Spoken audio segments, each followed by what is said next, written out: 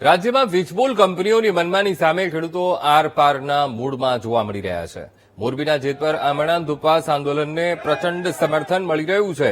હળવદ તાલુકાના 22 ગામના સરપંચ અને ખેડૂતોનો જેતપર આંદોલનને ટેકો. ત્યારે 22 ગામના ખેડૂતોનો કલેક્ટર સાથેની વાતચીતનો બહિષ્કાર અને પહેલા કામ બંધ કરો પછી જ વાતના નારા સાથે મામલતદાર કચેરીએ ખેડૂતોનો હલ્લાબોલ થયો. અમારા 22 ગામના સરપંચ અને ગામના આગેવાનો અને અરજદારો અમે સાથે મળી અને એક જ માંગ છે અમારી. પહેલી માંગ એ છે કે અમારા ખેડૂત બંધુઓ, અમારા મા જેના ભાઈ એના પારણા છોડાવો. પહેલી વાત એ છે કે જે અત્યારે કોમામાં જવાની તૈયારી છે અને આ સરકારને કંઈ ભાન નથી. બધા ગામના સરપંચનો અને ખેડૂતનો એવો વિરોધ છે કે એમને પૂરતું વળતર નથી મળતું અને એમને જે કોંઢ ગામે જે આંદોલન બન્યું, કચ્છમાં જે આંદોલન બન્યું, એનો સરકાર તરફથી કોઈ પૂરો સાથ સહકાર નથી મળતો.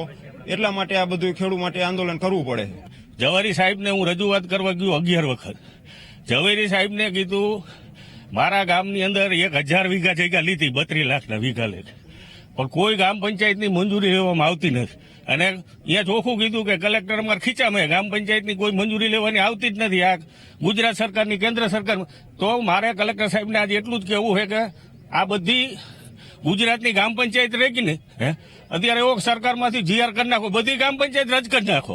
અમે આજે બધા ખેડૂતને કલેક્ટરશ્રીએ બોલાવ્યા હતા સરપંચ સાથે, અને આજે રજૂઆત કરવા માટે બોલાયા હતા. પણ અમારા બધા ખેડૂતની એક જ માંગ છે કે અમારું બધા ખેડૂતનું સંપૂર્ણપણે સમર્થન જેતપર સાથે છે.